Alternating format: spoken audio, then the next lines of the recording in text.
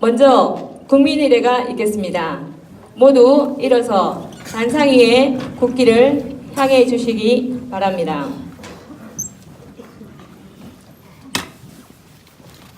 국기에 대한 경례.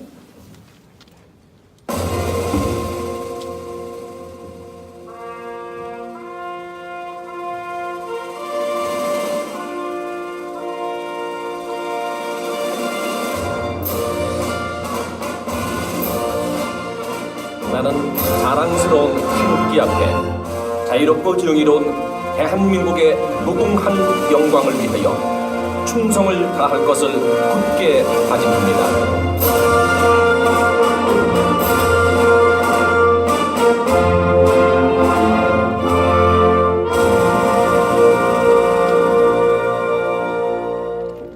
바로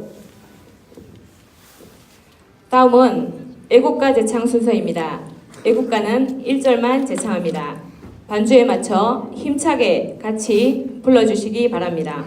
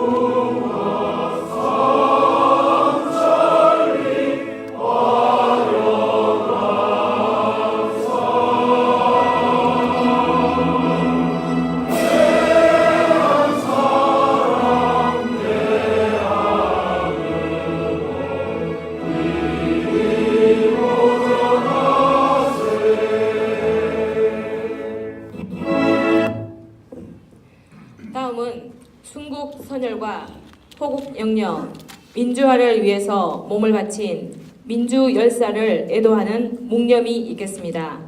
일동 묵념.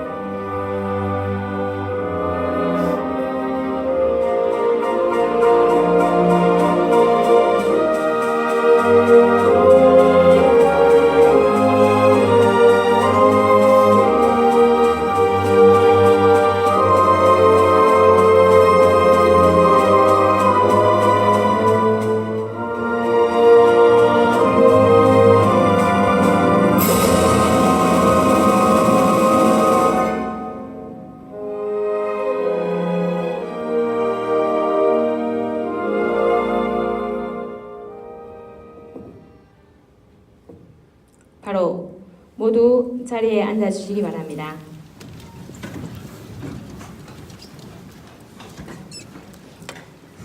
반갑습니다. 저는 오늘 더불어민주당 산청, 함양, 거창, 합천 지역위원회 신입당원 교육사회를 맡은 당원 심순애입니다. 인사드립니다.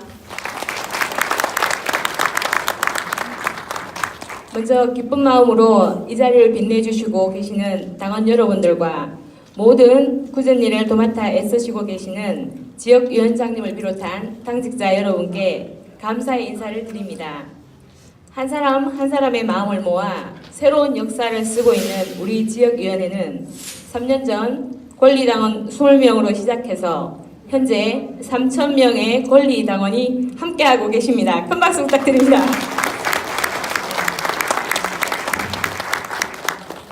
바로 세상이 변하고 있다는 것을 실감하는 수치이자 다가올 6.13 지방선거에서 승리의 숫자로 여겨집니다.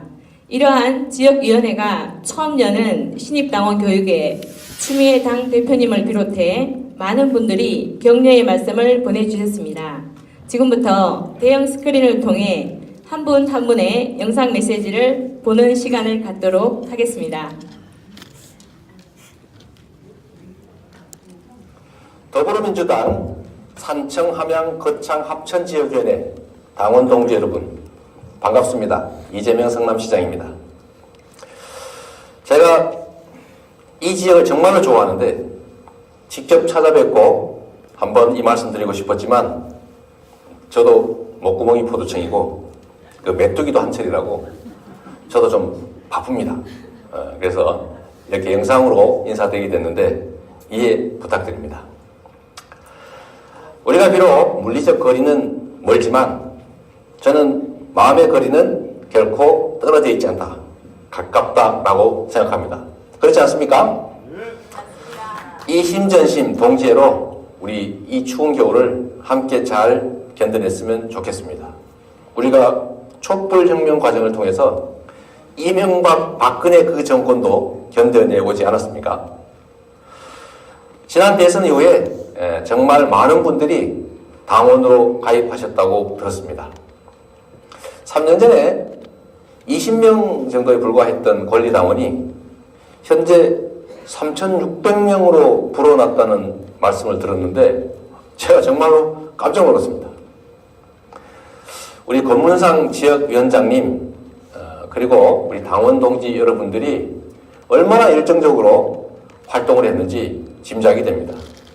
제가 몇 년 전에 강연을 갔을 때 정말로 적은 소수의 우리 당원들께서 고생하고 계시던데 이제는 정말 든든하실 것 같습니다. 오늘 교육을 위해서 함께 하신 신입 당원 여러분, 저도 더불어민주당 당원의 한 사람으로서 참으로 고맙고 정말로 감동스럽다는 말씀을 드리고 싶습니다. 정말 진심으로 환영합니다. 이제 우리는 같은 길을 가는 동지입니다. 기회가 공평하고 합당한 결과가 주어지는 공정한 나라, 정의로운 민주공화국을 만들 때까지 우리 잡은 손 놓지 말고 함께 걸어가기를 진심으로 소망합니다. 권문상 지역위원장님 그리고 당원 동지 여러분, 올해는 우리 문재인 정부 민주당 정권의 성공을 좌우할 정말로 중요한 한 해입니다. 우리 모든 당원들이 똘똘 뭉쳐서 지역을 바꾸고 대한민국을 바꾸고 나아가서는 우리의 미래와 삶을 바꾸는 그 길에 함께 가주시기를 부탁드립니다. 저도 물론 제게 주어진 역할을 최선을 다하려고 합니다. 산청, 함양, 거창, 합천 당원 동지 여러분, 권문상 위원장님 사랑합니다. 안녕하세요. 대한민국 바라기 강남을 국회의원 전현희 인사 올립니다. 새해 복 많이 받으세요. 오늘 산청, 함양, 거창, 합천 삼급 합산이라고 하죠. 우리 지역위원회 신입 당원 여러분들 교육을 함께 해주신 여러분들 진심으로 반갑고요. 또 환영합니다. 저도 함께해서 직접 축하해드리고 싶었는데 이렇게 동영상으로 대신하게 돼서 우리 제가 존경하는 권문상 위원장님께 좀 송구스럽고 아쉬운 마음이 듭니다. 네, 제가 지난번에도 한번 우리 당원 교육에 방문을 했었는데요. 우리 한국 합산 당원님들의 그 뜨거운 열정과 그리고 또 어려운 지역임에도 불구하고 우리 강남보다 더 많은 당원들이 함께 하시는 모습을 보고 정말 깜짝 놀랐습니다. 우리 권문상 위원장님을 중심으로 해서 경남 지역에서 그야말로 민주당의 돌풍을 일으키고 있는 것 같습니다. 정말 자랑스럽고 든든합니다. 3년 전에 20명의 권리당원으로 시작해서 작년 여름에 1000명, 현재는 약 3,600여 명에 달하는 우리 당원분들이 함께하다고 들었어요. 정말 대단하죠. 정말 멋있습니다. 민주당의 열세 지역인 경남은 이제 옛말인 것 같습니다. 이번 지방선거 때 권문상 지역위원장님과 우리 당원 여러분들께서 함께 하신다면 큰 파란을 일으키실 거다 확신합니다. 험지였던 강남에서도 제가 승리했듯이 여러분들에게 제가 길을 팍팍 실어드리도록 하겠습니다. 그리고 꼭 승리를 확신합니다. 오늘 행사에 함께 하신 여러분들의 끈끈한 단결력 또 함께하는 이 필승의 마음으로 올 한 해 이번 지방선거 반드시 승리하기를 기원하고요. 저는 비록 몸은 떨어져 있지만 마음은 우리 한거 합산 당원 동지 여러분들과 함께하도록 하겠습니다. 올 한 해 원하시는 모든 일 이루시고요. 새해 복 많이 받으시길 바랍니다. 한거 합산 당원 동지 여러분, 권문상 위원장님 화이팅! 안녕하세요, 동지 여러분. 저는 경상남도 산청군 생초 출신 국회의원 김병욱입니다. 제 지역구는 경기도 성남시 분당구 을 지역입니다. 작년 고향에 내려가 당원 동지들을 만났던 기억이 아직도 생생합니다. 제가 작년에 서너 번 산청을 방문했던 것 같습니다. 대선 기간에 산청에 가서 선거운동 했고요. 그 다음에 가락국 마지막 왕인 양양왕 가을 대제 재래식에 가서 제가 초원관을 했었습니다. 그리고 올 1월 달에는 지리산 꽃감 축제 때 또 다녀왔습니다. 그리고 작년 연말에 제가 어머님을 여의었는데요. 저희 어머님 묘도 우리 아버님이 묻혀 계신 생초읍 선산에 묻었습니다. 제가 비록 지역구는 분당이지만 아직도 여러분 곁에서 숨결을 같이 하고 있다는 말씀을 드리겠습니다.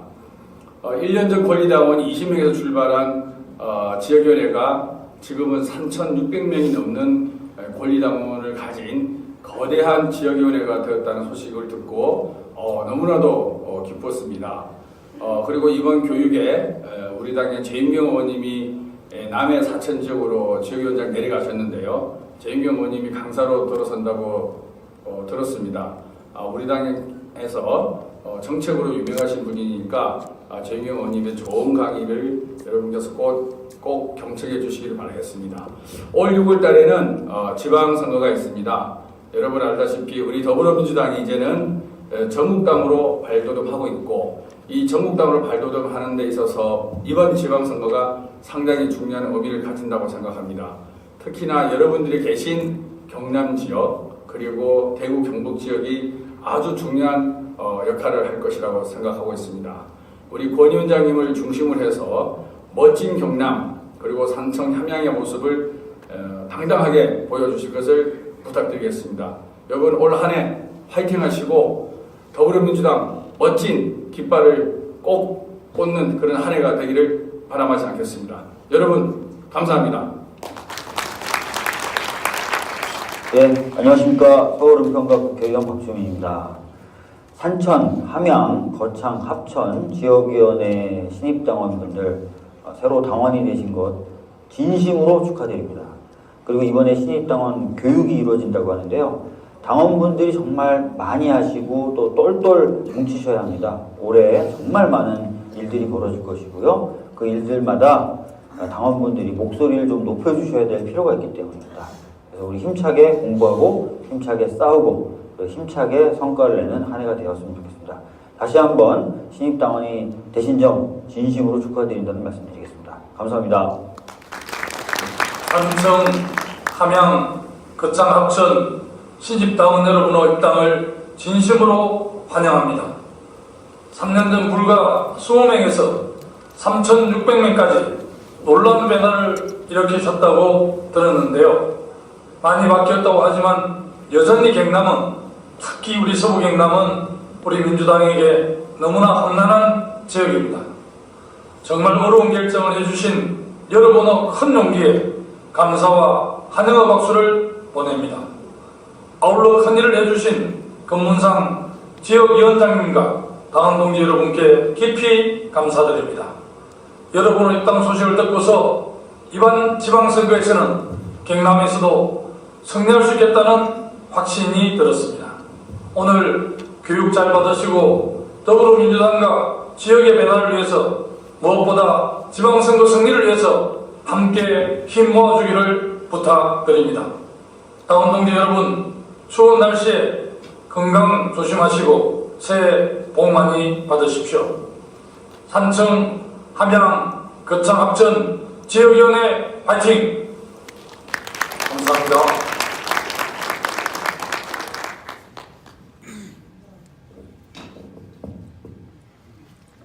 네, 비록 자리에는 함께하지 못하였지만 뜨거운 응원의 메시지를 보내주신 분들께 힘찬 박수 부탁드립니다.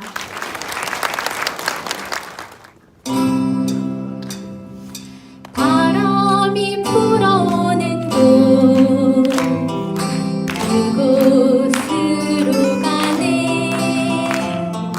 그대의 머릿결 같은 나무 아래로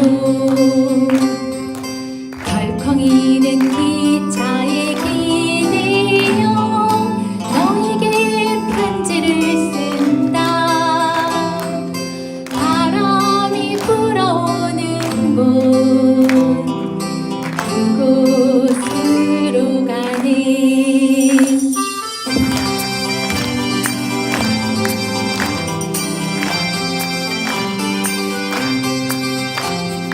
설렘과 두려움으로 불안한 행복이지만 우리가 느끼며 바라볼 하늘과 사람들 힘겨운 날들도 있지만 새로운 꿈들을 위해 바람이 불어오는 곳 그곳으로 가네.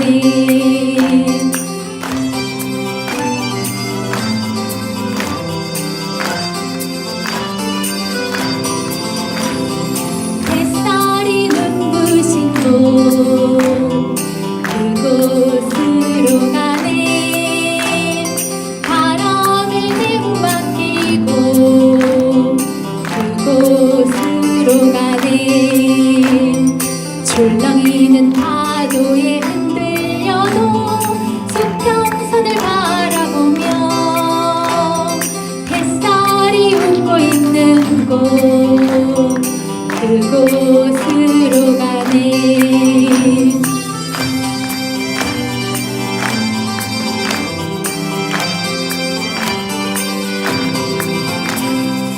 나뭇잎이 손짓하는 곳 그곳으로 가네. 그대의 머릿결 같은 나무 아래로 힘겨운 날들도 있지만 새로운 꿈들을 위해 바람이 불어오는 곳 그곳으로 가네. 랄랄랄랄랄랄라 다 같이 랄랄랄랄랄랄라 랄랄랄랄랄랄라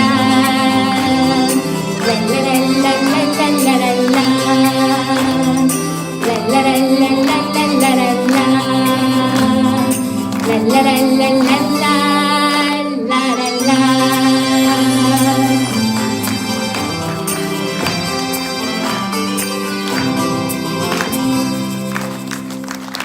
감사합니다. 요즘 이제 평창 올림픽으로 축제 분위기가 조금씩 이렇게 일고 있는데요. 남북한이 이렇게 마음을 하나로 합치는 계기가 참 어렵잖아요. 근데 그나마 스포츠를 통해서라도 이렇게 꽁꽁 얼었던 남북 관계가 조금은 풀리기를 좀 희망해 봅니다. 그런 의미에서 제가 바람아 불어라 라는 노래를 또 준비했습니다. 오늘은 좀 바람 타령을 많이 하고 가게 되네요.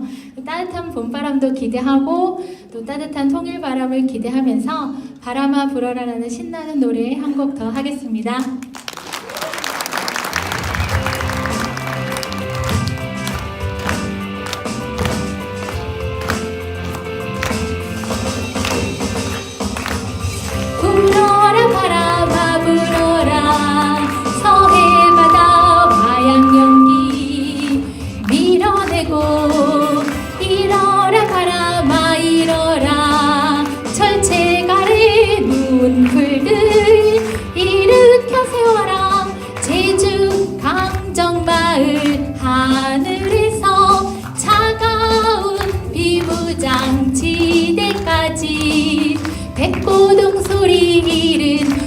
연평도에서 만남 소리쳐진 금강산까지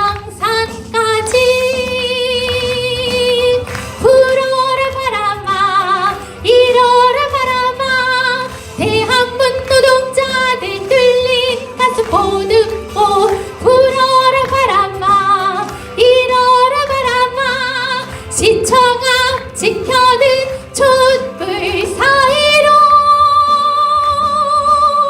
바람아 불어라. 반주 좀만 올려주세요.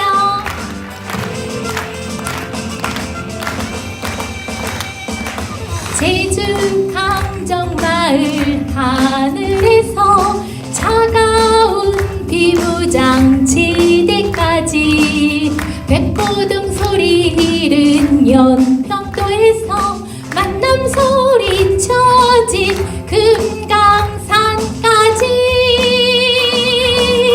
불어라 바람아 일어라 바람아 대한문 노동자들 뚫린 가슴 보듬고 불어라 바람아 일어라 바람아 시청 앞 지켜든 촛불 사이로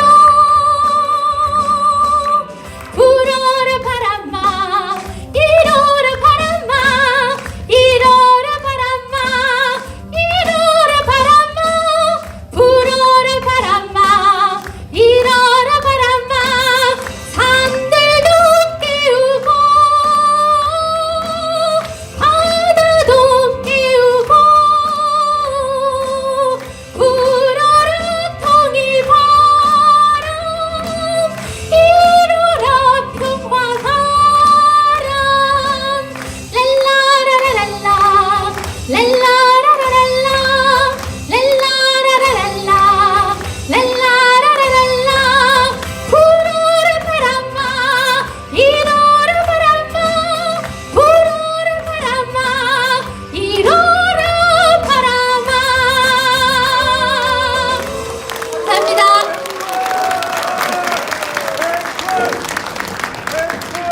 우리 임순아님의 노래 영혼처럼 우리 지역위원회에도 더 뜨거운 민주의 바람이 함께하기를 바라고 큰 박수 부탁드리겠습니다. 이번 순서는 당기 입장이 있습니다. 각 군의 당기가 입장을 할 때는 당원분들의 힘찬 박수를 부탁드립니다. 첫 번째로 산청군 당기 입장! 산청군 당기가 들어오고 있습니다. 뜨거운 박수로 당기를 맞아 주십시오. 산청군 당원협의회는 지역위원회 유일한 여성협의회장님이 이끌고 계신 곳입니다. 어려운 여건에서도 더불어민주당의 자긍심과 뚝심으로 지방선거 승리를 위해 최선의 노력을 다하고 있습니다. 당원 여러분들의 뜨거운 응원의 박수를 부탁드립니다. 함양군 당기 입장! 함양군 당기가 들어오고 있습니다. 힘찬 박수로 당기를 맞아주십시오. 당원 여러분들 일어서서 함께 축하 부탁드립니다. 함양군 당위협의회는 박성근 협의회장님을 선두로 나도 함양 재건을 위해 노력하고 계십니다. 지난해 연말에는 송년회를 겸하는 함양군 당원대회를 열어 300명이 넘는 인원이 참가해 승리를 다짐하는 자리를 마련한 바 있습니다. 거창군 당기 입장! 거창군 당기가 들어오고 있습니다. 모두 함께 일어서서 뜨겁게 맞아주십시오. 거창군 당원협의회는 홍정희 협의회장님을 선두로 당원 6,000명 시대를 맞아 필승의 지방선거 전략을 세워 거창군수 선거 및 부처 방역의회 만원수 획득이라는 거대한 목표를 세웠습니다. 승리를 위해 뜨거운 함성과 박수를 부탁드립니다.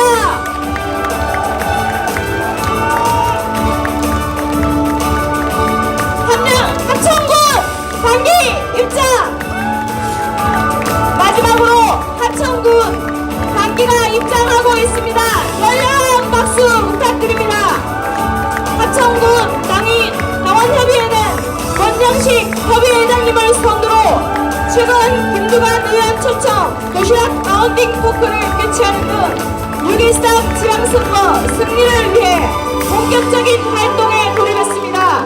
현재 군수를 비롯해 10여 당의 예비 후보님들이 활발한 활동을 하고 있습니다. 승리를 위한 뜨거운 함성과 박수 주십시오.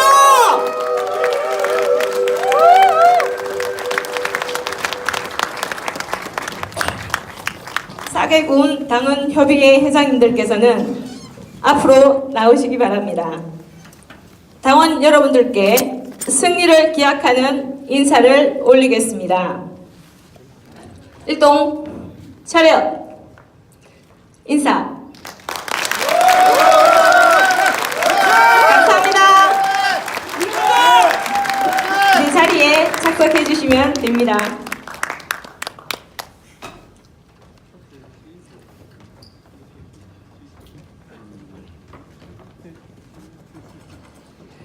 이번 순서는 6.13 지방선거의 주인공들을 소개하는 시간입니다.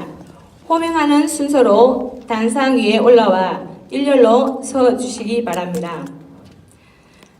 산청 군의원 비례후보 고영희, 산청군 도의원 후보 김원중, 함양군수 후보 김재웅, 함양군의원 후보 홍정덕, 서진교, 이정규, 합천군수 후보 합천군의원 후보 권영식, 정진혜, 합천군 비례위원 신경자, 이민성, 거창군수 후보 영동이님은 다녀가셨고요. 김기범, 이본섭, 거창 도의원 후보 김위성, 거창 군의원 후보 심재수, 홍정희, 한계석, 이병채, 박성철, 거창 군의원 비례후보 이춘옥, 김태경.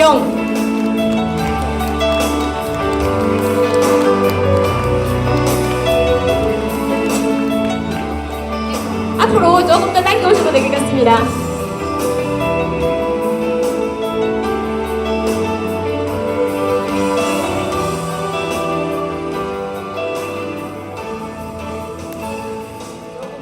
약간 더 당겨주십시오. 앞으로 좀 당겨서 주시고 약간 둥글게 끝을 맞춰주셔도 될 것 같습니다. 자, 네, 일동 차렷 인사.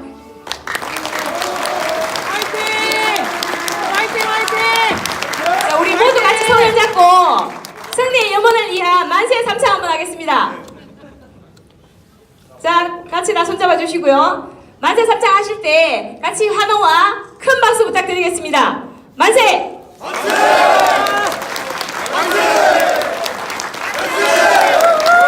감사합니다. 네, 내려가시면 되겠습니다. 다시 한번 6.13 지방선거의 승리의 주역들에게 큰 박수 부탁드리겠습니다.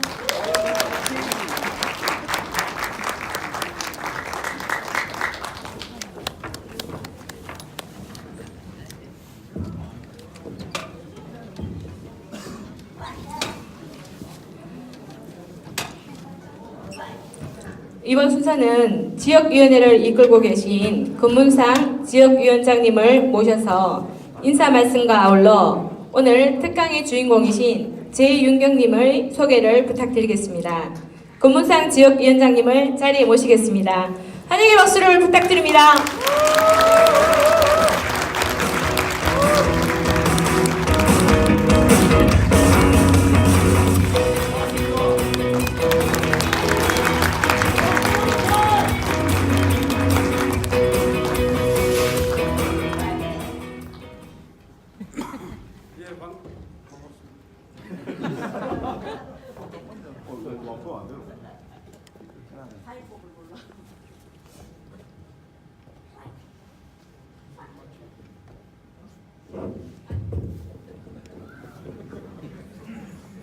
예, 반갑습니다. 당원 동지 여러분.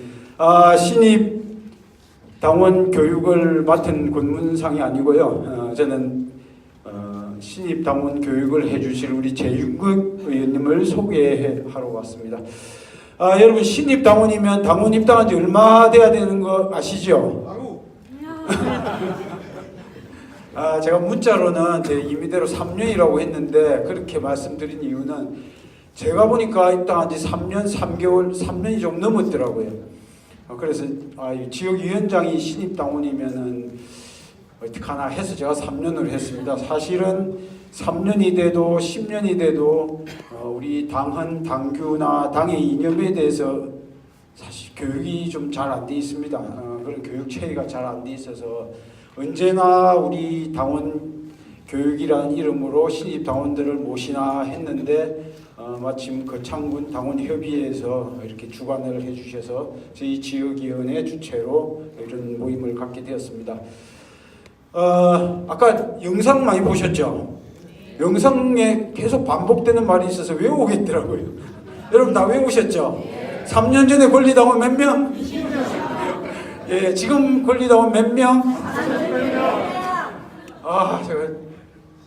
제가 동영상을 보내주실 우리 의원님들, 시장님 이렇게 자료를 좀 달라고 해서 그 자료를 보내드렸더니 똑같이 그렇게 말씀하셔서 처음 들을 때는 그렇구나, 두 번째 들을 때까지는 됐는데 자꾸 들으니까 좀 민망했습니다. 그렇죠? 예, 당원 동지 여러분 정말 반갑고 고맙습니다. 이번 지방선거 6.13 지방선거의 승리를 출발하는 자리가 오늘 되는 것으로 믿겠습니다. 제 인사가 빨리 끝났으면 싶죠. 제가 인사가 끝나면은 우리 남해 사천 하동 지역위원장으로 최근에 오신 우리 재윤경 의원님 모셔서 듣겠습니다. 재윤경 의원님을 잠깐 소개드리겠습니다. 소개 안 드려도 잘 아시죠? 무엇보다 자랑스러운 더불어민주당 제20대 국회의원이십니다. 그리고 아까 김병욱 의원님께서 소개하신 것처럼 저희 더불어민주당의 브레인 중에서 가장 뛰어난 브레인이다 이렇게 말씀을 드리면 안 되겠죠. 가장 뛰어난 브레인 의원님 중에 한 분이십니다. 특히 우리 거함산 합지역위원회와 인연이 있죠. 2015년 11월 23일 콘스트하우스 인에서 당시 민주당원도 아니시고 의원님도 아니신 우리 재윤경 당시 아까 봤는데 초청을 해서 콘스트하우스 인에서 열강을 해주고 가셨습니다. 가시고 나서 몇몇 당원분들이 문재인 대통령 후보신가요? 우리 문재인 대표님은 외부 인사 영입을 잘하시는데 왜 저런 분을 아직도 우리 당원으로 영입을 못하셨냐고 원망을 하실 정도로 아주 뜨거운 열성적인 강의를 해주셨습니다. 그런데 우리 당원들의 뜻이 통했는지 얼마 있다 입당하셨죠? 11월 23일 날 거창에서 강연하고 가셔서 그해 12월인가 그 다음에 1월인가 한 달 만에 우리 더불어민주당에 입당을 하셨습니다. 우리 거함산 합천의 당원들의 뜻이 중앙당을 통했는지 재윤경 의원님께 통했는지 그렇게 통하셨습니다. 현재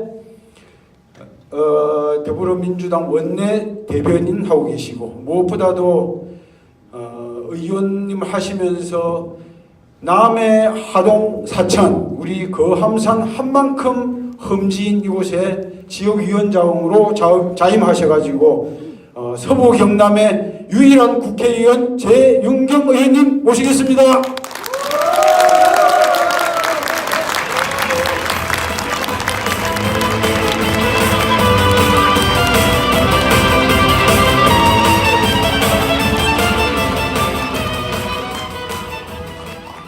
네, 안녕하세요. 더불어민주당 비례대표 의원 지은경입니다. 반갑습니다.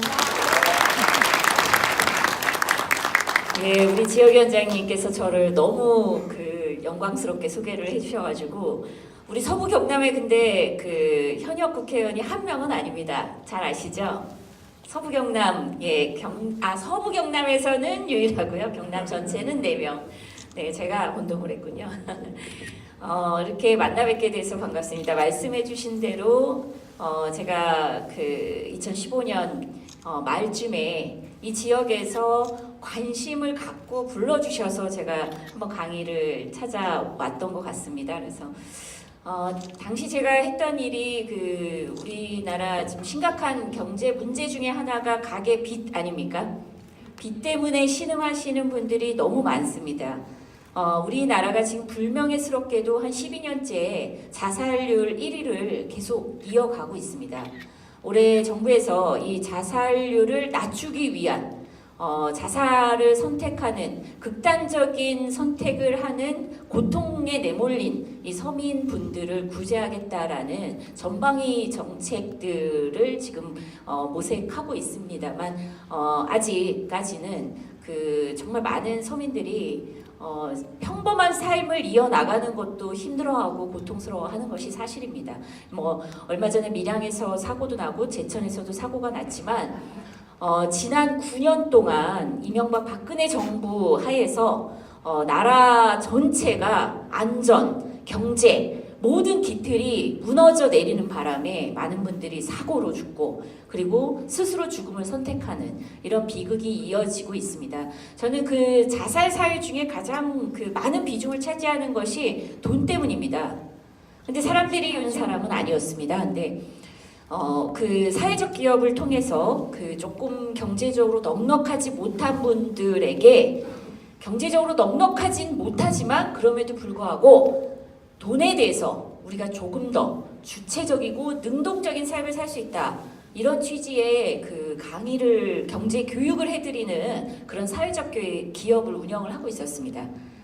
근데 제가 만나본 너무 많은 분들이 이 돈을 능동적으로 주체적으로 잘 지배하면서 그렇게 살기가 불가능한 사람들이었습니다. 왜 불가능한가 이렇게 들여다봤더니 전부 빚에 내몰려 있는데 이 빚으로 인해서 벼랑 끝까지 내몰려서 죽거나 혹은 아니면 투명인간처럼 숨어서 살아가야 되는 그런 아주 비극적인 상황에 처한 사람들이 너무 많았습니다.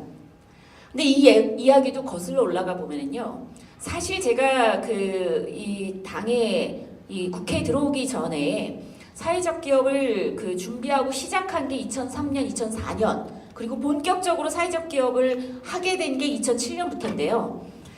이 참여정부 시절만 해도 이 빚을 지고 갚지 못해서 고통에 내몰린 사람들이 제도적으로 사회적으로 구제받을 길이 굉장히 많았습니다.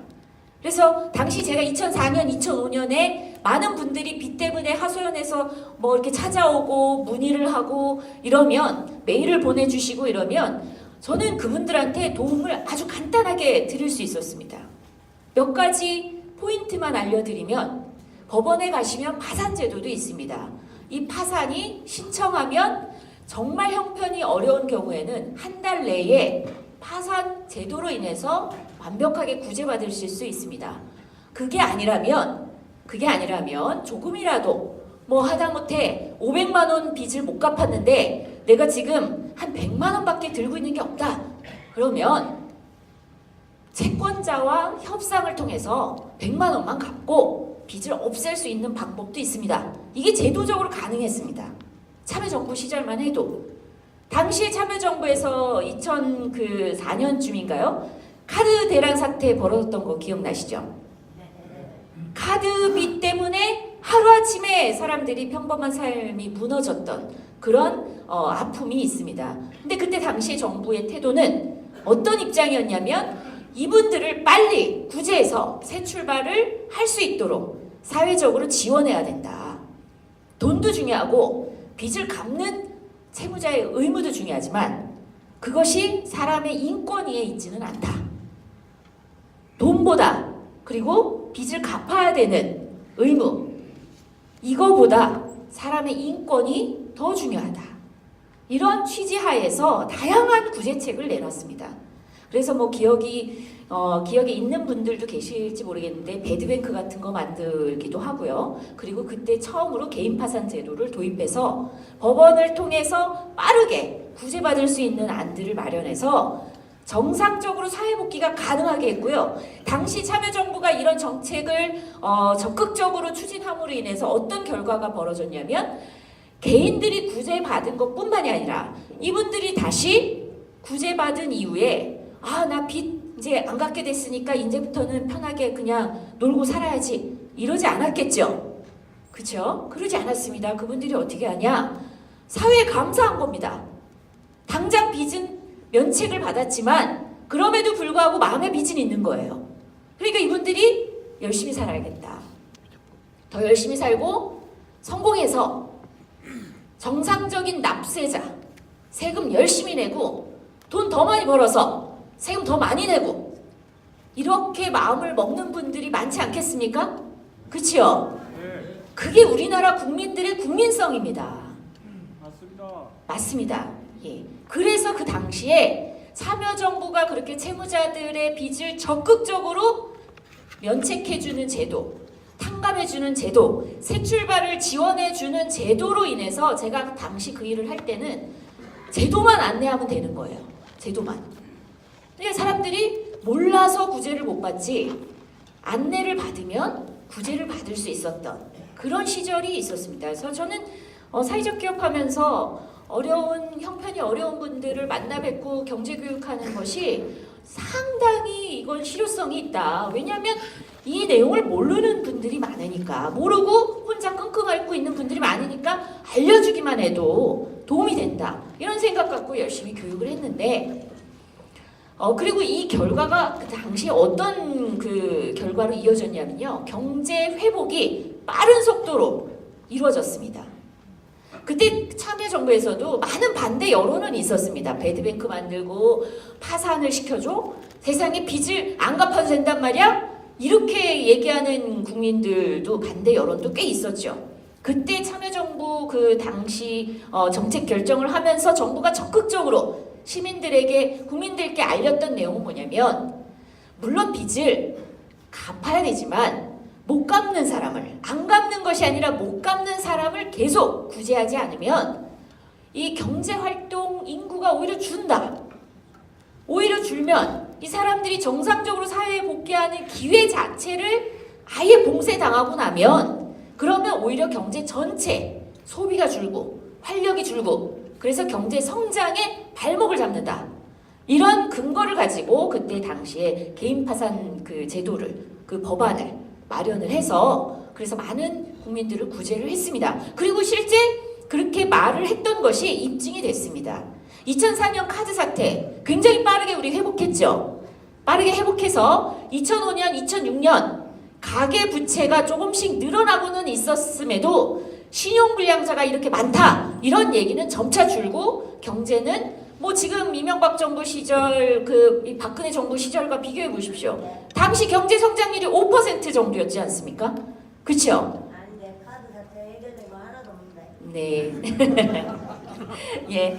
그래서 사실상 뭐냐면 경제 성장의 발목을 잡는다. 그러니 경제 성장을 다시 회복하기 위해서라도 이 분들을 빨리 구제해줘야 된다. 이렇게 얘기를 했었습니다. 근데 제가 당시에 그렇게 참여정부 시절에는 그런 교육을 시켜드리는 것만으로도 사회적 기업 운영하는데 별로 문제가 없었는데, 언제부터 문제가 생겼냐면요.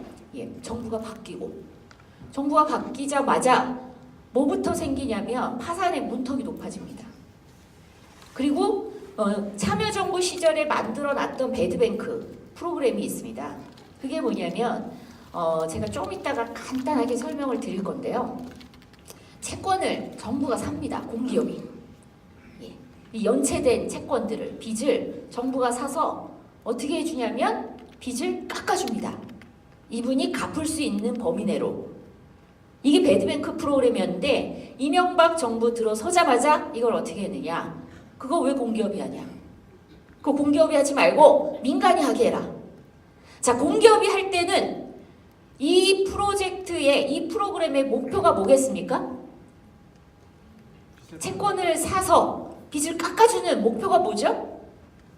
사람을 구제하는 거죠. 국민을 구제하는 겁니다.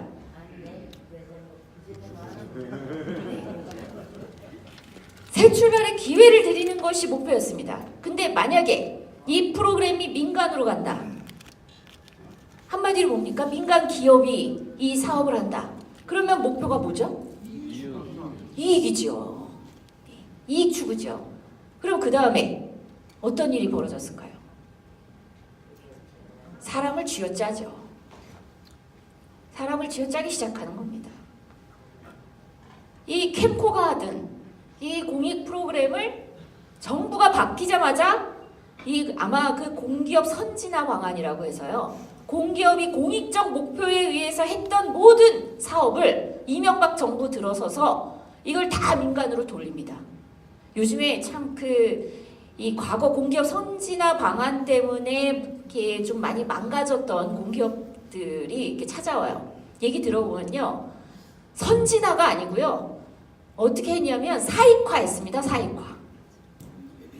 공공부문을 공기업이 하던 사업을 민간에 넘겨라. 우리 국민들 공기업 사실 별로 좋아는 안 하죠. 그렇죠? 좀 질투심을 많이 갖고는 있습니다.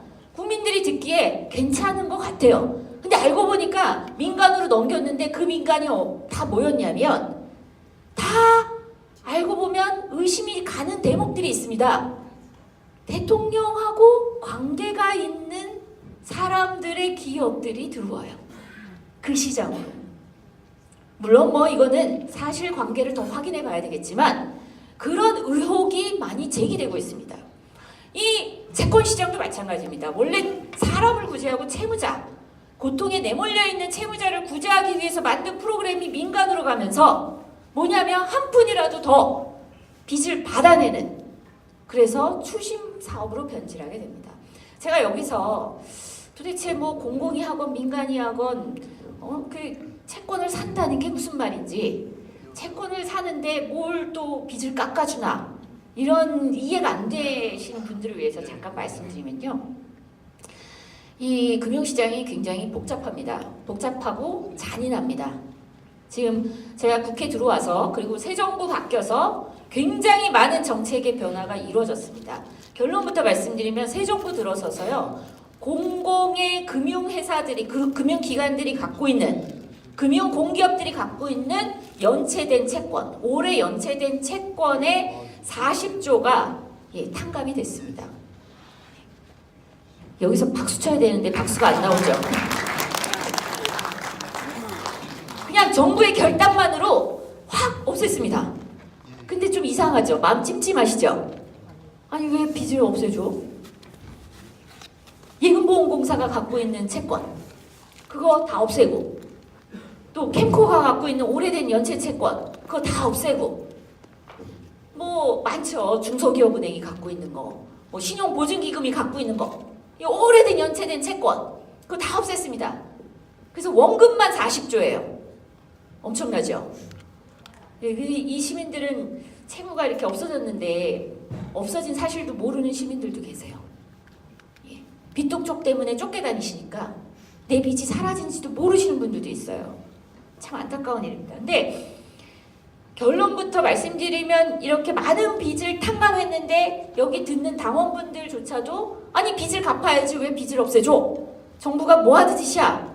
세상에 왜 국민 세금으로 남의 빚을 없애줘? 내 세금으로! 이렇게 생각하실지 모르는데요. 쉽게 말씀드리면요. 40조의 빚을 탕감하는데 세금 얼마 들었을까요? 얼마 들었을까요? 40조의 빚을 탕감하려면 40조 들었을까요? 예, 그렇게 생각되시죠? 예, 한 푼도 안 들었습니다. 예, 한 푼도 안 들었습니다. 심지어 제가 국회 들어오기 전에 시민단체를 하나 만들었습니다. 너무 답답해서. 이명박 정부 때부터 이거는 뭐 그 정보만 알려줘가지고 제도적으로 구제받을 방법이 없으니까 도저히 안 되겠다. 그래서 그때부터 제도 개선 운동을 하기 시작한 겁니다. 그래서 단체까지 만들었는데 그게 주빌리 은행이에요. 아까 우리 위원장님께서 까먹으신 것 같은데 은행은 은행인데 진짜 은행은 아니고요. 어떤 은행이냐면 돈을 빌려주는 은행이 아니라 채권을, 빚을 태워버리는 은행이었습니다. 그래서 제가 국회 들어오기 전까지 얼마의 빚을 없앴냐면은 1,900억 원. 그 빚을 다 태워버렸습니다. 그럼 제가 그렇게 부자인가요? 1,900억 원이 있어서 그 돈 가지고 그 돈이 있으면 제가 저도 갈등이 됩니다. 다른 분들 빚을 없애는데 1,900억 원을 썼을까요? 그 돈을 그냥 잘 먹고 잘 살지 않았을까? 그렇죠? 아닙니다. 저는 1,900억 원의 빚을 없애는데 얼마를 썼냐면요. 1억 썼습니다. 1억. 그것도 제 돈은 아니고 우리 시민들이 십시일반 모아준 돈 1억 원 가지고 1,900억 원이라는 빚을 없애는 마술이 일어난 겁니다. 놀랍지 않습니까? 근데 이런 마술이 가능했다는 건요. 그만큼 기가 막힌 현실이 있기 때문입니다. 왜 어떤 현실이냐? 은행들이 염체돼요. 빚이. 예를 들면은 김아무개 선생님께서 땡땡 은행에 돈을 빌렸는데 돈을 못 갚고 100만 원을 빌렸어요. 못 갚고 3개월을 연체합니다. 그러면 은행에서는 이런 빚을 뭐라고 하냐면 부실채권이다 이렇게 얘기를 해요. 부실한 거죠. 부실채권인데 은행은 부실채권이 늘어나면 금융감독당국으로부터 야단을 맞습니다. 심지어 뭐냐면 벌금을 쌓아야 돼요. 왜냐하면 부실채권이 많아진다는 건 뭘 의미합니까? 은행이 무슨 돈으로 돈을 빌려줘요? 은행이 주주돈으로 돈을 빌려줍니까? 아니죠. 은행 쉽게 생각하시면 됩니다. 은행이 누구 돈을 가지고 대출을 해줍니까? 그렇죠. 여기 계신 분들께서 예금을 한 돈 가지고 돈을 빌려주죠. 그렇죠? 근데 돈을 빌려준 돈을 되돌려 받아야 예금자한테 돌려주죠. 그렇지 않습니까? 근데 돈을 못 돌려받아요. 그런 채권이 많아지면 그 은행은 어떻게 됩니까? 만약에 내가 거래하고 있는 은행에 그 은행이 대출을 빌려줬는데 돈을 빌려줬는데 회수를 못해서 부실채권 비율이 높다. 그러면 여기 계신 우리 당원 여러분들은 어떻게 하시겠습니까? 그렇죠. 당장 가서 예금 빼죠. 옛날에 영화에도 그런 장면이 나왔죠.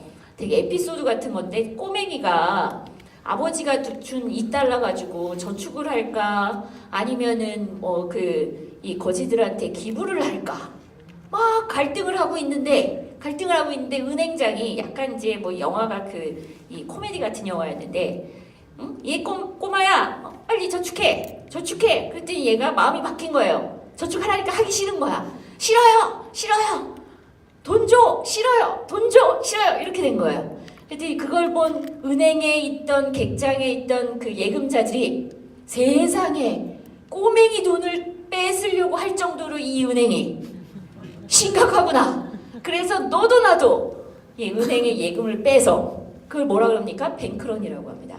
그래서 은행이 망했다라는 장면이 나옵니다. 실제 은행의 역사에서 보면요, 우리는 그런 경험이 많지는 않은데, 우리는 외환위기 때 잠깐 있었고, 거의 없습니다. 유럽이나 미국은 그런 경험이 많습니다. 너도 나도 은행에 가서 돈 빼겠다고 줄 서는 바람에, 우리 저축은행 때 그랬죠. 돈 빼는 바람에 은행이 문을 닫는 그런 일들이 있습니다. 그래서 은행이 문을 닫게 할 수는 없으니까 예금자들이 서로 돈을 빼면 그때 정부가 세금으로 메워주잖아요. 세금으로 보장해주잖아요. 이 은행 안 망합니다 이렇게 보장해주죠. 그러니 은행은 누구 겁니까? 국민들 거죠. 그렇죠? 은행은 사실은 본질적으로는 납세자의 것입니다. 납세자가 뒤를 받쳐주고 있는 거예요. 그래서 은행이 부실하게 영업 못하도록 정부에서 간섭하는 겁니다. 근데 이 간섭이 싫으니까 어떻게 하기 시작하냐면 참여정부 때까지는 이걸 잘 지켰던 거예요.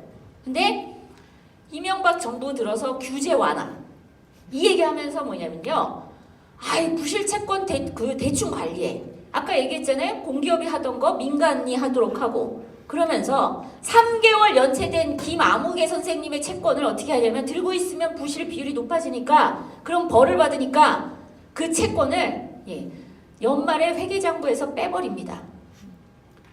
원래는 그거 100만 원 수입이죠. 그쵸? 100만 원 자산입니다. 자산. 받아야 되니까 아직 못 받았지만 곧 받을 거예요. 그러니까 이거는 은행의 자산이죠. 100만 원 이 자산을 연말에 어떻게 하냐면 영원으로 만들어요. 그러면 여기서 질문 드려볼까요? 은행이 회계장부에서 빼버린 그 100만 원 채권이 사라졌어요. 그렇죠? 은행 장부에서 사라진 그 채권 김아무개 씨는 갚아야 됩니까? 안 갚아야 됩니까? 여기서 헷갈리죠? 자, 우리 당원교회 동지 여러분, 원래 빚은 갚아야 된다 이렇게 생각하시죠? 근데 회계장부에서 사라진 100만 원 갚아야 됩니까? 여기서 헷갈리잖아요. 그렇죠? 여기서 헷갈리는 거예요. 저는 사실 가끔 그런 생각이 듭니다. 이 상식에 반하는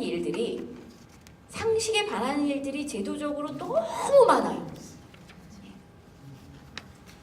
알고 보면 이런 일들이 일어나? 말이 돼?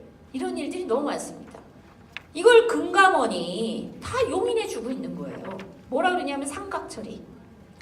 이게 또 금융 언어를 또 굉장히 어렵게 만들어 놔가지고 무슨 말인지 국민들이 못 알아듣게 해놔요.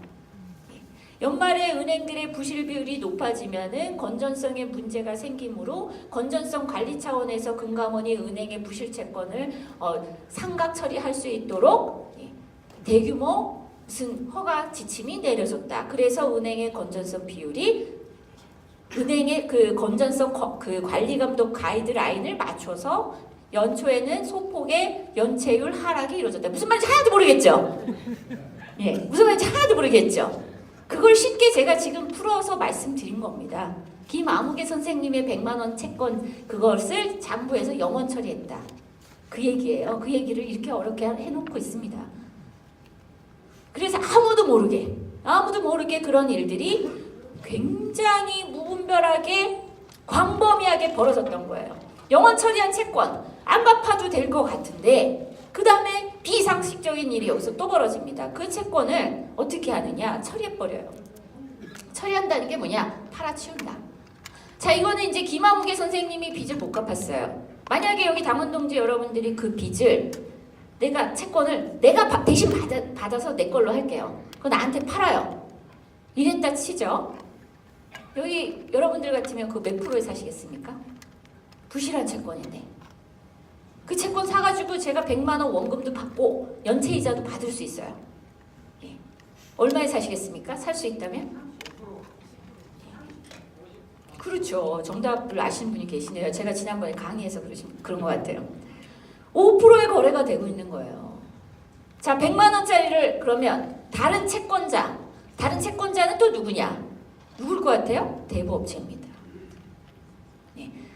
이명박 정부가 얘기했던 민간이 누구냐? 대부업체예요. 그 대부업체는 누구냐?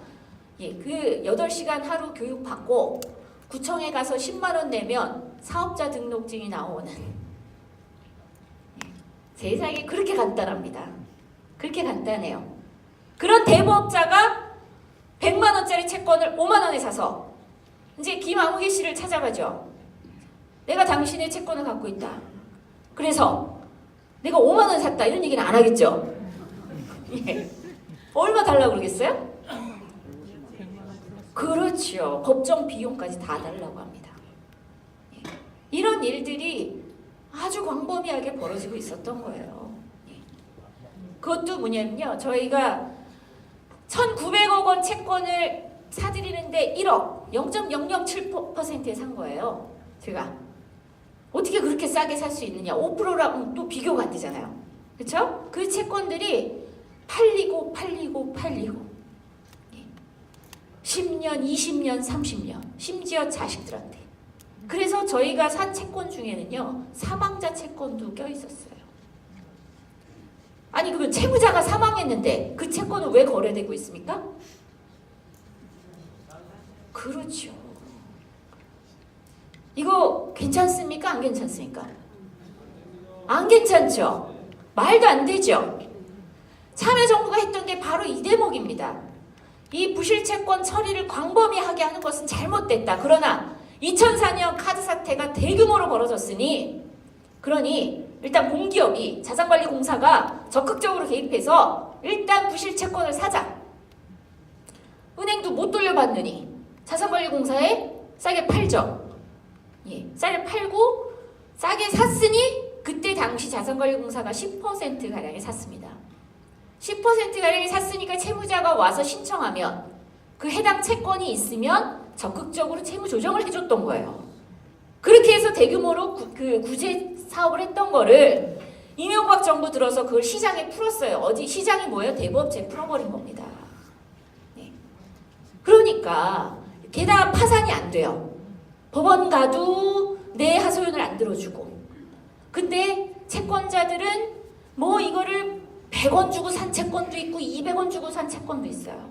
이런 채권 가지고 뭘 하고 있냐면 그냥 알바해가지고 막 근근히 일자리도 없어서 그쵸? 애 키우면서 이혼 전 남편이 만들어 놓은 빚, 카드빚 잊을만 하면 땡땡 카드에서 날라오고 막 죽을 힘 다해서 갚으면 또 다른 카드사에서 날라오고 이런 채권들이 사고 팔리고 하는 과정에서 도대체 언제 어떤 빚이 날라올지 알 수 없는 그런 채무자들한테 가서 그래서 근근히 돈 벌어서 통장에 50만 원 입금됐는데 그거 압류해요.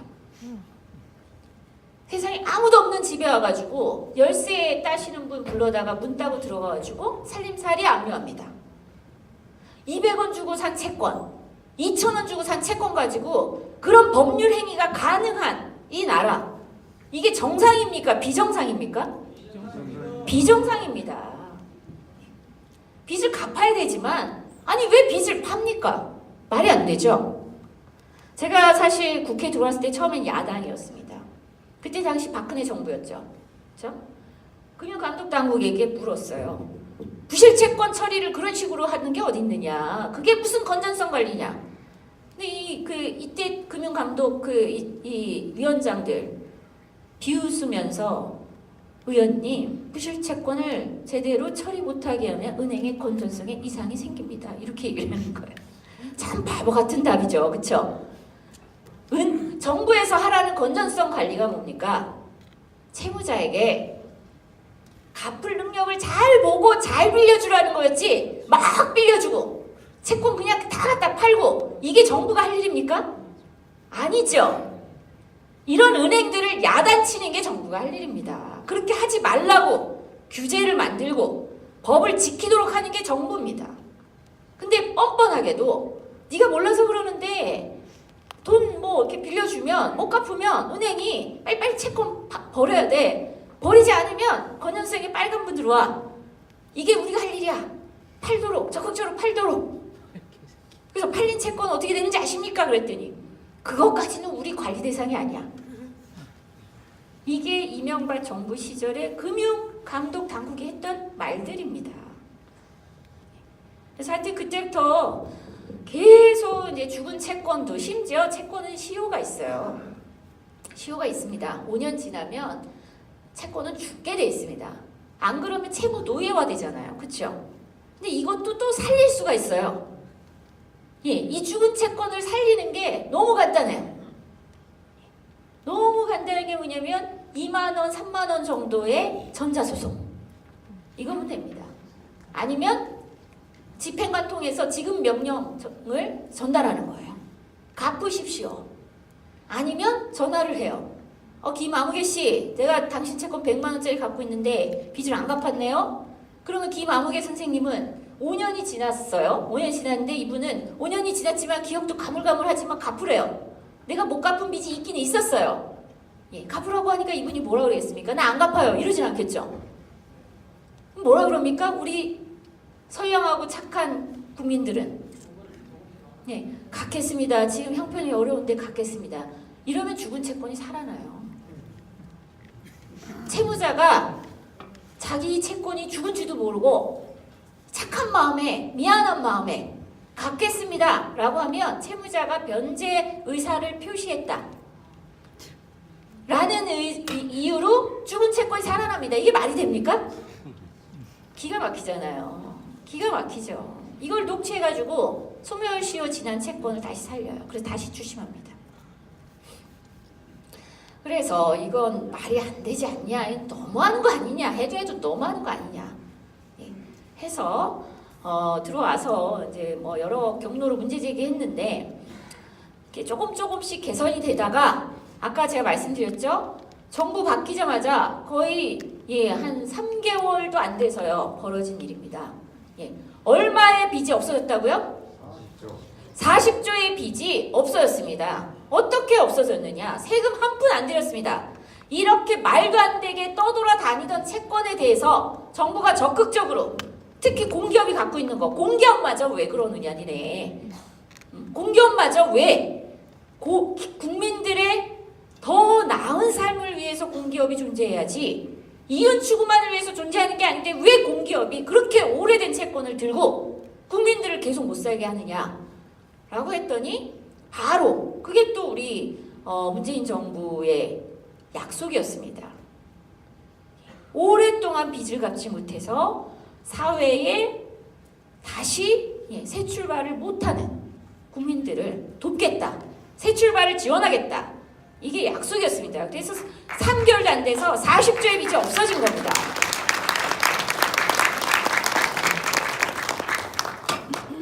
이게 사실 정부가 바뀌고 나서 많은 분들이 기대감이 높았죠. 정부만 바뀌면 하루아침에 뭐 예를 들면은 장사하시는 분들 카드 수수료 때문에 미치잖아요. 카드 수수료를 뭐 2.5%씩 뗍니다. 이거는 마진에서 떼는 것도 아니에요. 매출에서 떼는 겁니다. 매출에서. 이거 무지막지하죠. 무지막지한 겁니다. 이 소상공인 분들께서 이렇게 얘기하십니다. 정부가 바뀌면 이건 그냥 하루아침에 해결될 줄 알았다. 너무나 사실은 죄송하죠. 개혁이 이렇게 어려운지 저희도 요즘 실감하고 있습니다. 저희 마음 같아서는, 대통령님 마음 같아서는 하루아침에 바꾸고 싶죠. 바꿔도 됩니다. 네. 카드사들이 사실 그거 그냥 뭐라 그러죠? 뽀찌 뜯는다 그러죠? 네. 카드사들이 장사했습니까? 아니잖아요. 장사 누가 했습니까? 상인들이 했어요. 그리고 누가 그 물건을 사줬습니까? 소비자들이잖아요. 카드사들은 별거 한 게 없습니다. 근데 그냥 2.5%씩 이 2.5% 매출을 더 늘리기 위해서 상인들이 그래야 된다면 얼마나 뼈를 깎는 노력을 해야 됩니까? 그거를 앉은 자리에서 쉽게 뜯어가고 있다고 생각해보세요. 전 600만 상인들한테, 물론 영세 상공인은 좀 낮췄지만 80% 가까운 상공인들은 2.5% 해당되는 수수료를 뗀단 말이에요. 그래서 이 부분에 대해서 우리도 마음 같아서는 그게 말이 되느냐. 선진국의 경우는 1%대예요. 그리고 심지어 뭐냐면 그 신용카드 말고, 그래서 우리 당원분들은요 가급적 신용카드보다는 현금카드 있죠. 직불카드, 체크카드라고 하죠. 그걸 많이 써주세요. 그게 지역경제 살리는 일입니다. 근데 체크카드도 카드사들, 은행들이 못된 거예요. 왜냐하면 프랑스나 독일이나 뭐 이런 나라들은요, 뭐 어느 나라는 심지어 이 체크카드, 직불카드는 가맹점 수수료가 없습니다. 있어도 0.1%, 0.2%. 근데 우리나라는 그 체크카드도 1% 넘게 받아요. 이런 거 하루아침에 바꾸고 싶죠. 선진국 수준으로.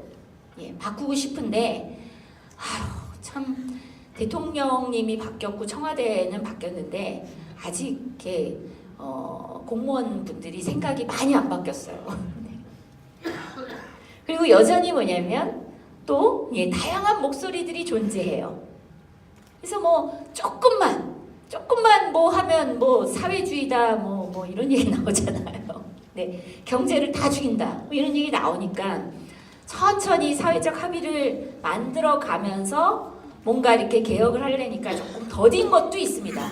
근데 뭐냐면요, 이 부분만큼은 정부가 과감한 결단으로 3개월, 5개월도 안 돼서 40조의 빚을 탕감시킨 겁니다. 저는 이 부분에 있어서만큼은 정부가 더 적극적으로 홍보하고 더 적극적으로, 지금 심지어 플러스 알파가 뭐냐면 이제는 빚을 갚지 못할 상황에 놓이신 분들은요, 예, 서민금융진흥원이나 금융복지상담센터를 찾아가면 형편에 맞게끔 원금까지 깎아주는 채무조정을 적극적으로 해줍니다. 예, 혹시 주변에 그런 분들이 계신다면 기억하세요. 서민금융진흥원 여기 찾아가시면 된다. 그래서 지금 당장 원금을 한 푼도 못 갚는다 그러면 원금 상환도 유예해 주기도 하고요. 네, 그리고 부채 원금도 줄여주기도 합니다. 그 대신 뭐냐면 예, 열심히 살자 그런 의미죠. 저는 이 국회 들어오기 전에 많은 분들 어려운 분들 상담하면서 참 감동을 많이 받았습니다. 제가 오히려 그분들 보면서 배우는 게 참 많았어요. 열심히 같이 방법을 머리를 맞대고 찾아서 빚으로부터 해방된 분들이 얼마나 행복해하는지 어떤 어머니는 그렇게 말씀하십니다. 빚이 다 사라진 다음날 아침에 출근을 하는데 발이 땅에 닿는 것 같지가 않다. 날아가는 것 같다. 이제 정말 열심히 살고 싶다. 이런 얘기를 하시더라고요. 자, 세금 한 푼 안 들이고 많은 분들에게 정말 사회가 나를 위해서 이렇게 해주는구나. 앞으로 정말 열심히 살아야겠다. 이런 마음을 갖게 해주는 거. 국민들에게 그런 희망을 주는 거. 심지어 거기에 세금도 안 들인대요. 제도만 바꾸면 됩니다. 제도만 좀 더 따뜻하게 바꾸면 돼요. 은행에서 그렇게 쉽게 털어버릴 수 있는 채권이었다면 채무자에게 좀 더 따뜻하게 그분의 형편에 맞게끔 빚을 조절해 줄 수 있었던 거죠. 그렇죠? 그런 제도들을 만듦으로 인해서 많은 분들께 우리 사회에 안전한 울타리가 있구나. 내가 실패해도 내가 한번 실패해서 쓰러져도 넘어져도 다시 일어나는데 정부가 사회가 내 이웃이 손을 잡아주는구나. 이런 믿음과 확신을 주는 거. 우리 그런 정부여야 되지 않겠습니까?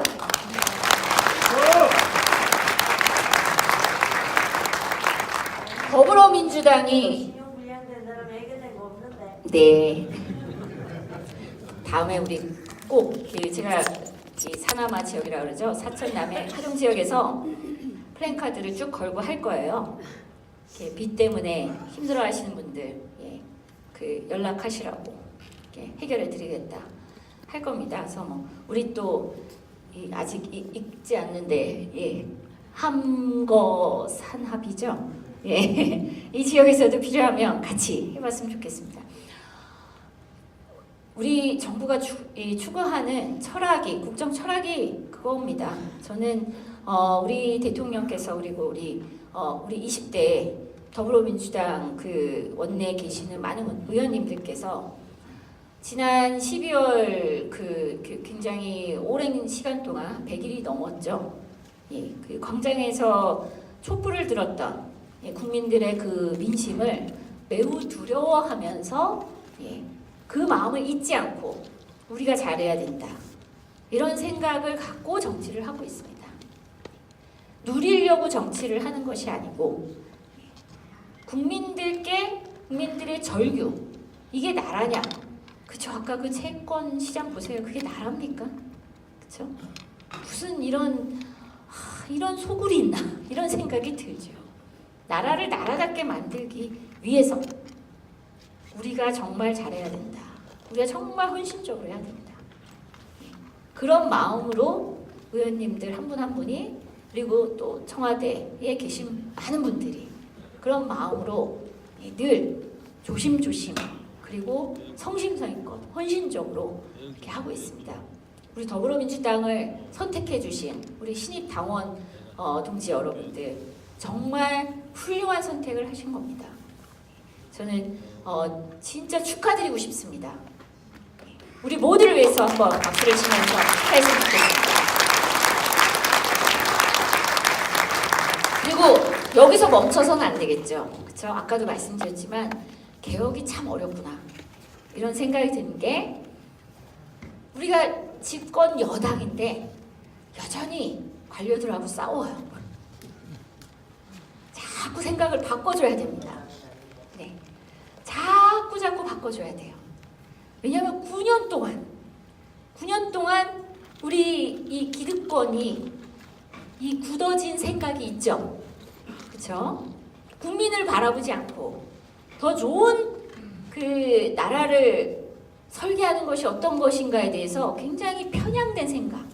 마치 기업하는 사람들만 잘 살면 다 국민들도 잘 살게 된다. 이렇게 이거 그 낙수 효과라 그러잖아요. 그렇죠? 대기업이 돈 많이 벌면 중소기업이 많이 벌고 그럼 국민들이 많이 번다. 대기업 돈 많이 벌었는데 우리 국민들 잘 살게 됐나요? 아니죠. 아니더라는 거죠. 그래서 그거 바꾸자 이제. 대기업이 많이 버는 건 좋은데 같이 많이 벌 수 있도록 그냥 많이 벌면 대기업이 알아서 내놓을 거다. 알아서 투자할 거다. 그러지 말고 상생할 수 있도록 제도가 뒷받침되지 않으면 결국 뭐냐면 그건 대기업이 다 갖는다. 그것도 대기업의 직원들이 갖는 것도 아니죠. 그렇죠? 재벌들만 가져요. 그러니 이거를 다 같이 열심히 다 같이 노력해서 좋은 결과를 내면 그 결과는 다 같이 공유해야 된다. 이런 제도와 법을 만들어야 된다. 이렇게 바꿔나가는 게 사실 자세히 들여다보면 하나하나 어렵습니다. 하나하나. 그래서 개혁은 좀 더디고 우리 중소상공인 분들의 애환을 해결하기 위해서 수수료도 낮추고 이렇게 하고 싶은데 조금씩 시간이 걸리고 그렇긴 합니다. 근데 시간이 걸려도 반드시 이건 성공해야 되죠. 성공하기 위해서 첫 번째 우리한테 주어진 과제가 저는 6.13 지방선거라고 생각합니다. 맞아요. 여기 잘 하실 수 있죠? 네. 제가 선거법을 몰라서 그 이상의 말씀은 안 드리겠습니다. 네. 우리 세상을 바꿨으면 좋겠습니다. 모두가 행복한 세상. 네. 모두가 더불어 행복한 세상으로 우리 여기 계신 당원 동지 여러분들께서 먼저 뜨거운 마음으로 이 지역을 바꾸고 이 지역을 바꿔서 나라 전체가 바뀌는 꿈을 꿨으면 좋겠습니다. 네, 고맙습니다.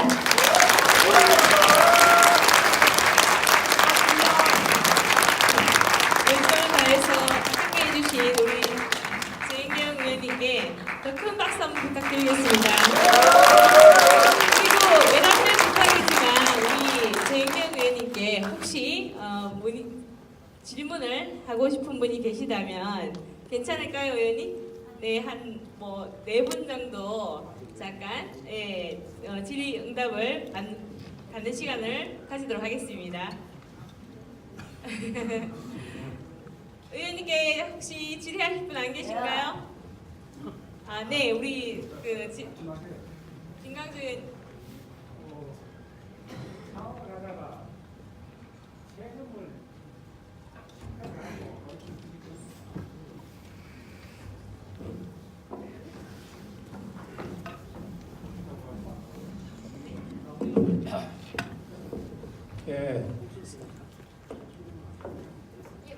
사업을 하다가 사업에 실패를 하고 못낸 세금이 밀려 있으면은 그 세금도 탕감을 받을 수 있나요?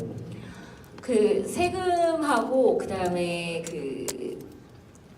건강보험, 그렇죠? 건강보험 체납하신 분도 진짜 가구 수만으로도 그 수가 엄청납니다. 가구 수만 해도. 그래서 제가 이제 들어와서 국감 때 그 총리실에 제일 먼저 제안한 게 세금은 5년에 한 번씩 정도는 가끔 이명박 정부나 박근혜 정부 시절에 그게 이제 굉장히 많이 줄었어요.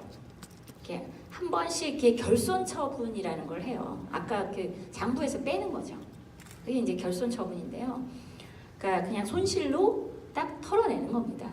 그래서 세금도 그렇게 그 이전에 특히 참여정부 시절에 그런 이 생계 때문에 사업 실패로 인해서 어려운 분들의 그 구제 작업을 참 많이 했었는데요. 그게 이 세금 결손 처분도 있었고, 그다음에 이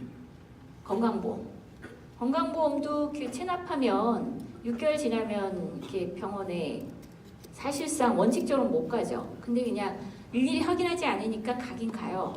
가는데 나중에 뭐냐면요, 그거 다 그 구상권 들어옵니다. 그래서 이게 연체 체납분이 저는 이것도 상식적으로 이해가 안 된다고 생각했던 게 아니 그 체납한 기간 동안 건강보험 혜택을 못 받아요. 그쵸? 근데 그건 또 왜 체납입니까? 나는 보장을 못 받았으면 보험료도 없는 거지. 보장은 못 받았는데 보험료는 체납이래요. 이해가 앞뒤 논리가 안 맞잖아요. 근데 어쨌든 그런 분들이 어마어마한 숫자여가지고 하여튼 건강보험을 이용하지 못할 분들이 너무 많다. 그래서 좀 이건 그냥 결손 처분하면 돼요. 어려울 게 없습니다. 이분들 체납을 독촉하는데 비용이 더 들어요. 그렇지 않습니까? 무슨 세금을 대신 내달라는 것도 아니에요. 그거 체납분을 결손 처분하고 그 다음부터 다시 내면 되잖아요. 간단한 거예요. 건강보험의 그 취지가 뭡니까? 건강의 사각지대를 없애기 위해서요. 그렇죠? 어려운 분들의 사실은 병으로 인한 그 고통. 근데 어려우니까 병 치료를 못 받아요. 우리나라가 OECD 가입국 중에 경제 규모가 11번째 뭐 이런데 세상에 가난해서 병원을 못 간다. 이런 건 너무 부끄러운 얘기죠. 그러니까 그걸 없애기 위한 취지로 만들어진 건강보험이 체납 때문에 또 병원 못 가요. 이건 말이 안 된다. 이런 분들이 그때 제가 알기로는 400만 정도 됐던 것 같아요. 420만 명? 이 정도? 가구 수만으로도 150만 가구. 어마어마한 거죠. 그래서 이런 분들을 빨리 이렇게 구제하시라고 그래서 조금 일부 했던 것 같아요. 근데 그것도 좀 아쉽죠. 총리실에서 다 하겠다고 해놓고 아직 안 했어요. 그래서 제가 벼르고 있죠. 왜 안 하지? 파이팅! 근데 뭐 조만간 좋은 소식들이 많이 들려올 건데 정부가 좀 걱정하는 건 이해가 돼요. 아직까지 뭐 하여튼 그 40조 없애고 나서도 언론을 통해서 이걸 자세히 설명하는데 한계가 있잖아요. 또 일부 언론에서 뭐라 그럽니까? 도덕적 해이를 부추기는 정부 이렇게 나오니까 정부도 여러 이제 개혁 정책을 이렇게 하는 데 있어서 반대 잘 모르고 반대하시는 국민들도 있을 수 있기 때문에 좀 어려움이 좀 있어서 이렇게 팍팍 진도가 안 나가는 게 좀 있는 것 같아요. 네. 그래서 세금은 그 결손 처분이 가능한데 그것도 이제 잘 봐야 되고요. 저는 가급적이면 세금도 마찬가지고 이것도 맞춤형으로 좀 어려우신 분들이 찾아와서 상담하면 그때 그분 형편에 맞게 결손 처분 해주는 제도가 구제 제도가 좀 잘 만들어지면 제일 좋겠다 이런 생각이 들고요. 저희가 하여튼 국회에서는 열심히 그걸 제안을 하고 있습니다. 네. 또 있으신가요? 예. 잠시만요. 채권 시효가 5년이라고 이렇게 하셨는데 만약에 시효가 3년쯤 지나가지고 법원에서 지급 명령 신청서나 그리고 채권자가 전화를 가지고 변제에 대해서 승낙을 했을 때 그러면은 3년 지난 시효가 3년 지났으니까 그러면 시효가 2년 남았으니까 그러면 시효가 처음부터 살아나가지고 5년간 지속됩니다. 그리고 참고로 그런 적은 없습니다. 아니 뭐 그런 적이 있어야 되는데요. 채권시효 5년이고요. 미리 3년쯤 지난 채권한테 지급 명령을 하면 5년까지는 원래 시효고요. 5년 지나야 어차피 5년 지나야 시효인데 그 3년쯤에 보통 그래서 3년쯤에 안 하고 5년 다 돼서 임박해서 하거든요. 하면 그때부터 시효는 10년 연장됩니다. 예. 그러니까 결국 5년짜리가 15년으로 늘어나는 거고요. 두 번 연장시켰으면 25년이 되는 거죠. 네, 더 좋은 그 질문이 있고 하면 또 좋고 또 더 응대해 주시면 좋은데 의원님께서 워낙 먼 걸로 오셨기 때문에 저희가 조금 아쉽지만 이걸로 마칠까 합니다. 네, 지금까지 좋은 강의를 해주신 우리 제이콥 국회의원님께 더 뜨거운 박수 한번 부탁드립니다. 감사합니다.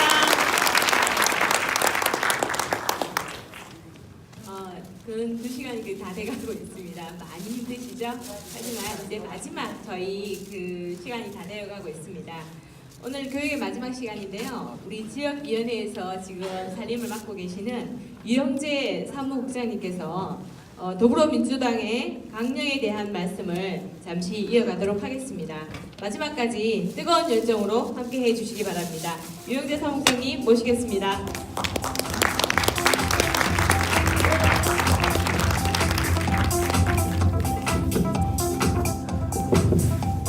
아유, 반갑습니다. 지역위원회 사무국장 유영재라고 합니다. 네.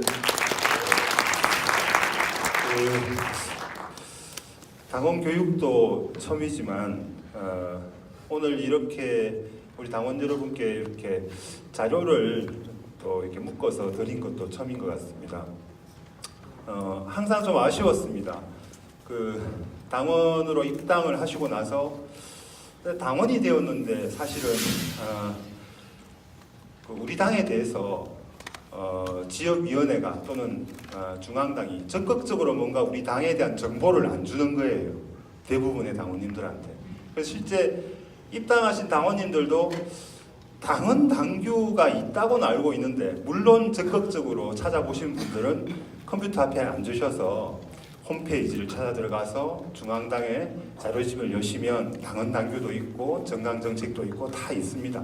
있는데 우리가 일상이 바쁜 사람들이잖아요. 그러니까 일부러 그렇게 당헌 당규를 홈페이지 찾으러 들어가가지고 파일을 다운로드 받아서 그거를 종이에 인쇄를 해서 읽을 사람이 사실 잘 없지요. 그래서 야, 우리 당원들이 당헌 당규조차 한번 읽어보지 못해가지고 되겠냐, 내용을 몰라서는 되겠냐. 또 한편은 우리 당원님들 집 책꽂이 어딘가에 우리 당헌 당규 하나는 꽂혀 있어야 됩니다. 우리 당의 역사 하나는 꽂혀 있어야 되겠다. 그래서 언제든지 시간 날 때 우리 당이 뭐 자료집이 있었어 하고 꺼내서 보면 우리 당의 역사가 이렇고 당헌 당규가 이렇고 강령이 이렇구나 하고 그렇게라도 좀 볼 수 있게 해드려야 되겠다, 이제 그런 마음이었습니다. 그래서 처음으로 이렇게 우리 당의 역사와 당헌 당규 그다음에 강령에 대해서 이렇게 책을 묵게 됐습니다. 제가 이 책을 한 3박 4일 정도 열심히 공부했습니다. 오늘 말씀드리려고. 그래서 이제 지금 이 시간부터 이제 한 페이지 한 페이지 이렇게 넘어가면서 중요한 것은 밑줄을 치고 그 다음에 하나 이렇게 짚어가면 제가 돌 맞겠지요. 그래서 중요한 틀만 소개해드리고 하나의 자료로서 심심할 때 또 시간 날 때 당에 대해서 궁금한 게 있을 때 찾아볼 수 있으시면 좋겠습니다. 먼저 이렇게 순서를 한번 봐주십시오. 책만 소개해드리겠습니다. 제일 앞에 여시면 더불어민주당 60년사가 나옵니다. 이렇게 우리 당 역사에 대해서 이렇게 한번 쭉 우리 당의 맥락이 이름도 가물가물한 수많은 정당 속에서 우리 당이 어떤 그 맥락으로 쭉 이어져 왔는가에 대한 것을 이렇게 줄글로 쭉 풀어놨는데, 이게 좀 줄거리라서 읽는데 시간이 많이 걸리시잖아요. 그래서 쫙 페이지를 넘기시면 14페이지에 연표로 친절하게 정리를 해놨습니다. 그래서 연표를 쭉 보시면 딱 나오지요. 네. 우리 당의 연원이 어디냐라고 했을 때 가장 대표적으로는 1955년 민주당을 얘기합니다. 그로부터 우리 당이 이렇게 맥을 쭉 이어온 그 정당들의 역사들을 쭉 연표로 확인해 보실 수 있습니다. 아마 어르신들께서는 이 연표를 보시면 맞아, 그때 그 정당 무슨 사건도 기억나고 그 정당 이름도 기억나고 당대표 이름도 막 새록새록 기억나실 겁니다. 그렇게 짚어가면서 이렇게 보시면 되겠고요. 그 다음에 강령, 정강, 정책 두 번째 파트가 나옵니다. 25페이지입니다. 당헌 당규하고 강령, 정강, 정책하고 어떻게 다른지 혹시 아십니까? 당헌 당규. 당헌 당규는 정당은 이념과 정책을 같이 하는 사람들이 모인 정치적 결사체입니다. 조직입니다. 그 정당이라는 조직을 어떻게 운영할 것인가에 관한 당 내의 법률이 당헌과 당규입니다. 당헌과 당규.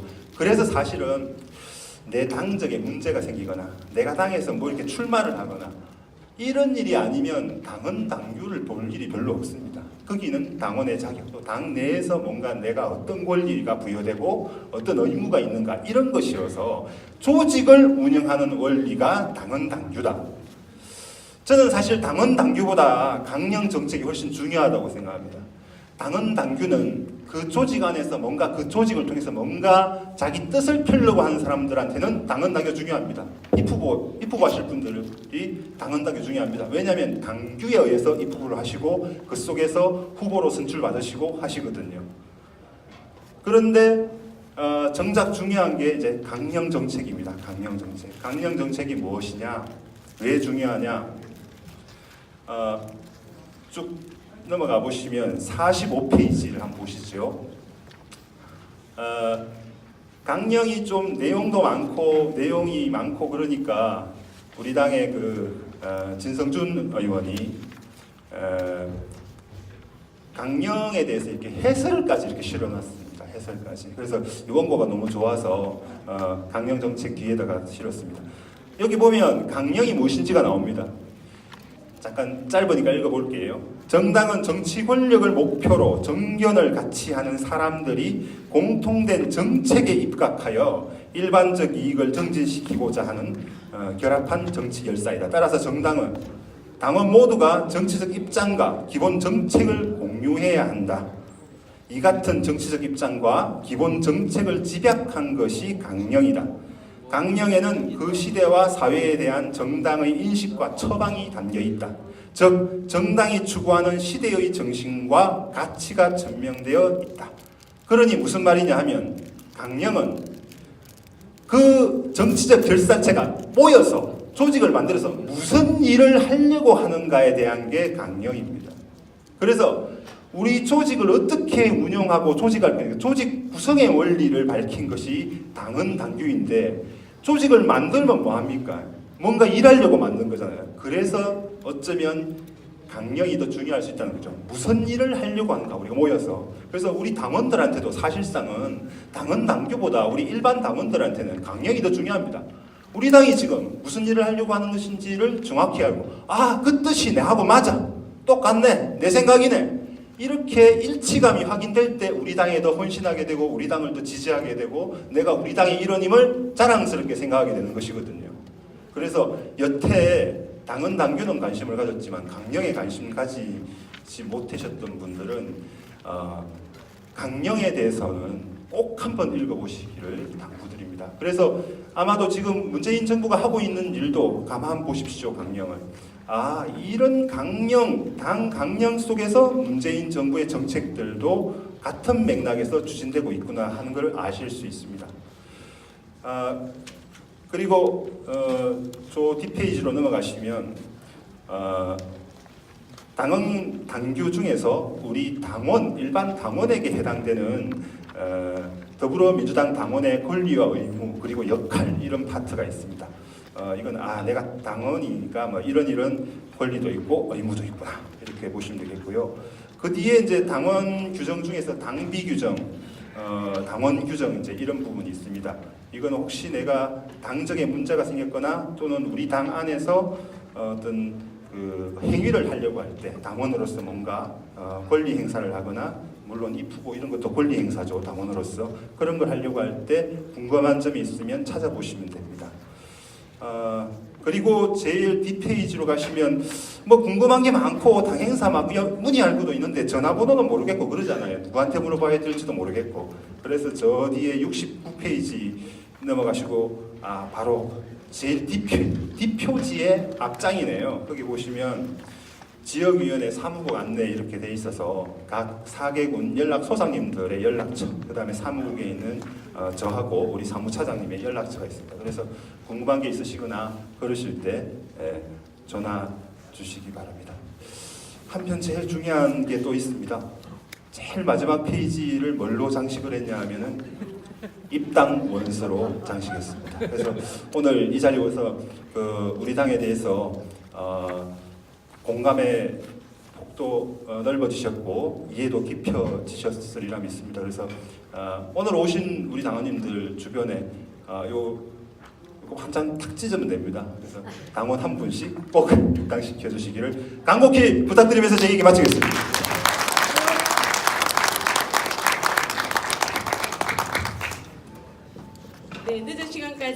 함께해 주신 당원 여러분께 진심으로 감사의 말씀을 드립니다. 이것으로 합천군, 거창군, 함양군, 산청군 지역위원회 제1차 신입당원 교육을 마치도록 하겠습니다. 돌아가시는 발걸음 한 걸음 한 걸음에 6.13 지방선거 승리의 의미를 담아주시기 바랍니다.